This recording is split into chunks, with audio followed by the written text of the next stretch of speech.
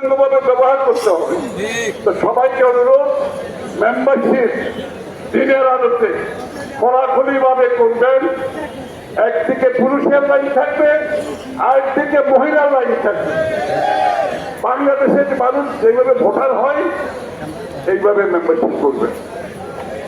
এইটা দৃশ্যমান হতে হবে, এটা ফেসবুকে দিতে হবে, সোশ্যাল মিডিয়াতে দিতে হবে, রাষ্ট্রের মেইন স্ট্রিম মিডিয়াতে দিতে হবে। এটা একটা আন্দোলন, এটা কিন্তু মেম্বারশিপ না, এটা কিন্তু আন্দোলন। ঠিক আছে, আন্দোলন খালি রাস্তায় মিছিল মিটিং জিন্দাবাদ না, এটা কিন্তু একটা আন্দোলন। এটাকে আন্দোলন হিসাবে নিতে হবে এবং এটার সাথে আমাদের যে কথাগুলো মানুষের কাছে দিয়ে যেতে হবে। এখন শেখ হাসিনা বিতাড়িত, আগামী দিনে বাংলাদেশের মানুষের নতুন স্বপ্ন, দেশ গড়ার স্বপ্ন। মানুষ কি চাচ্ছে এখন, নতুন প্রজন্ম কি চাচ্ছে? তারা তাকে দেশটা করতে হবে, দেশে একটি গণতান্ত্রিক পরিবেশ থাকতে হবে, যে গণতান্ত্রিক পরিবেশে দেশের সাধারণ মানুষ অংশগ্রহণ করতে পারে।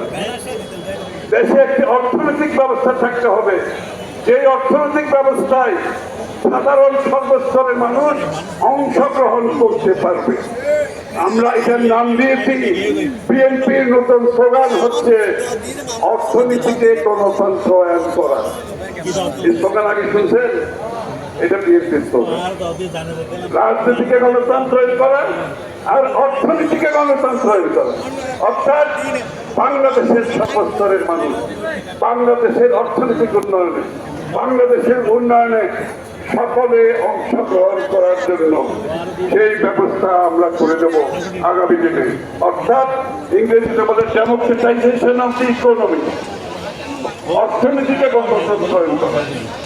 এটাকে আপনাদের স্লোগান হিসেবে মেম্বারশিপের সাথে সাথে বলবেন রাজনৈতিক গণতন্ত্র, অর্থনৈতিক গণতন্ত্র, এবং এই গণতন্ত্রের মাধ্যমে বাংলাদেশের মানুষের জীবনযাত্রার মান,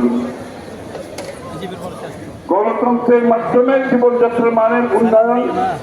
আমরা উদাহরণ বিএনপির 91